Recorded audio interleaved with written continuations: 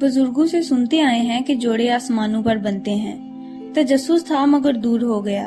तजस्सुस ने जब हकीकत का रूप धारा तो मेरी आंखें खुली की खुली रह गईं। वाकई हुक्म रब्बी के हम सब ताबे हैं, यहाँ तक कि कायनात का जरा जरा अहकाम रब्बी का मरहून मिन्नत है। हमारे ही गांव का वाकया है कि गांव के दूसरे मोहल्ले में मेरे एक दोस्त तारिक की शादी थी। मैं भी मधु था। रस्म मेहंदी में हर तरह का हल्ला गुल्ला हुआ, ढोल बजे, खूब नाच गाना हुआ। तकरीब की रौनक को दोबाला करने के लिए कभी कभार फायरंग का तड़का भी लगाया जाता रहा। अजीजों अकारब के अलावा काफी तादाद में दोस्त अहबाब भी शादी में शिरकत की गर्ज से तशरीफ फरमा थे। रात तकरीबन 2 बजे तकरीब एख्तिताम पजीर हुई।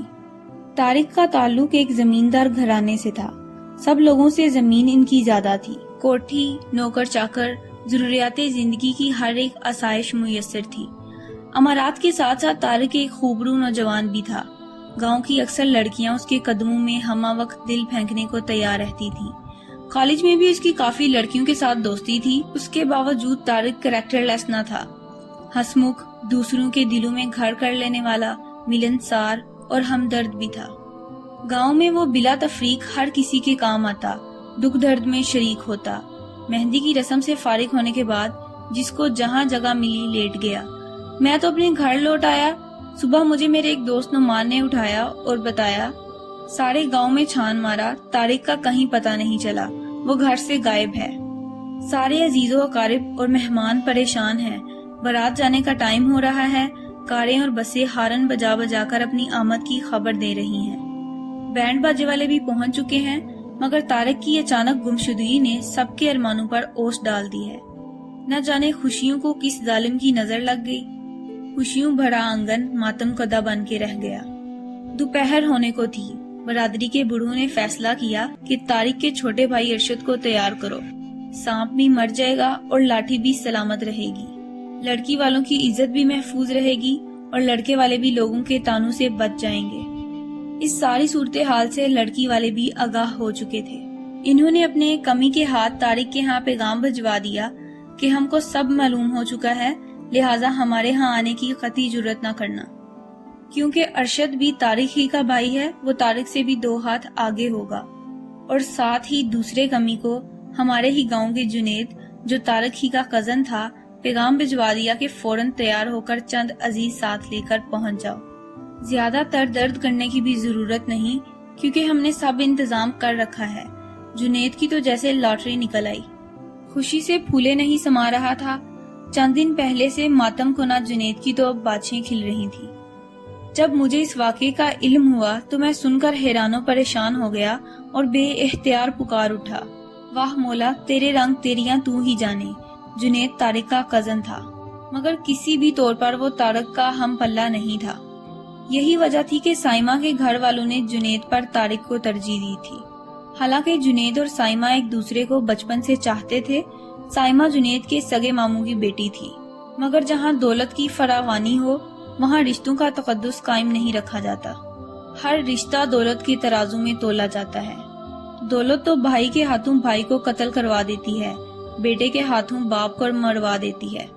जमींदार तो वैसे भी 1 इंच जमीन की खातिर खानदान के खानदान तबाह कर देते हैं, मगर जमीन का टुकड़ा कहीं कत्ल करवाने के बाद भी मदई और मदलिया का मुंह चुरा रहा होता है। जुनेद तैयार हुआ, अपनी बचपन की मोहब्बत को पाने के लिए मामू के यहाँ पहुँच गया। इस तरह 2 बिछड़ने वाले आपस में मिल गए। इस वाक़ये को काफी अरसा बीत चुका है, मगर आज जब भी हमारे गांव में शहनाई की आवाज मेरे कानों से टकराती है तो मुझे फौरन तारिक वाला वाक़या याद आ जाता है। जुनेद और साइमा की शादी के 2 साल बाद तारिक दुबई से लौटा। हर एक उससे रूपोश होने के मुतल्लक पूछने की कोशिश करने लगा, मगर उसने किसी को भी सच्ची बात ना बताई। एक शाम मेरी और तारिक की मुलाकात खेतों में हुई, क्योंकि हम दोनों की जमीन साथ साथ थी।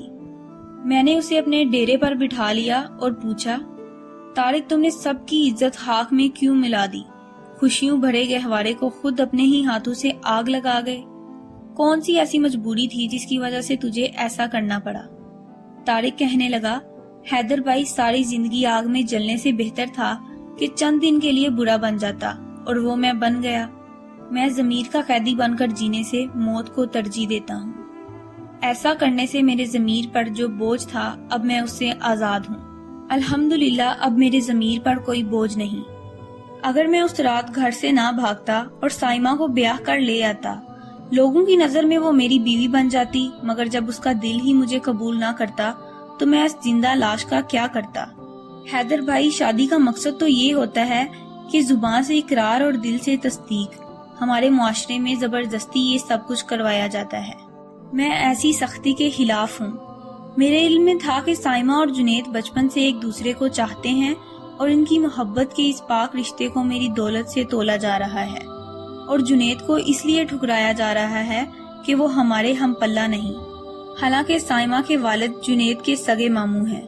مجھے یہ سب اچھا نہیں لگا۔ میرے ضمیر نے مجھے ملامت کی کہ میری وجہ سے دو محبت کرنے والے دلوں کا خون ہو رہا ہے، اور یہ جرم سرزد مجھ سے کروایا جا رہا ہے۔ میں نے سوچا کیوں قاتل بنوں؟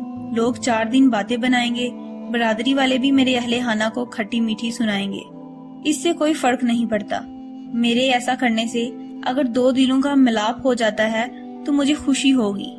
ویسے بھی حیدر بھائی، جوڑے تو آسمانوں پر بنتے ہیں، اللہ سائی جو کرتا ہے بہتر کرتا ہے۔ جنید اور سائمہ ہنسی خوشی زندگی بسر کر رہے ہیں۔ ان کے آنگن میں اب 2 ننھے سے پھول بھی کھل چکے ہیں۔ خدا ان کو سلامت رکھے۔ ہمارے لیے بھی تو اس خالق و مالک نے کوئی ڈھونڈ کے رکھی ہی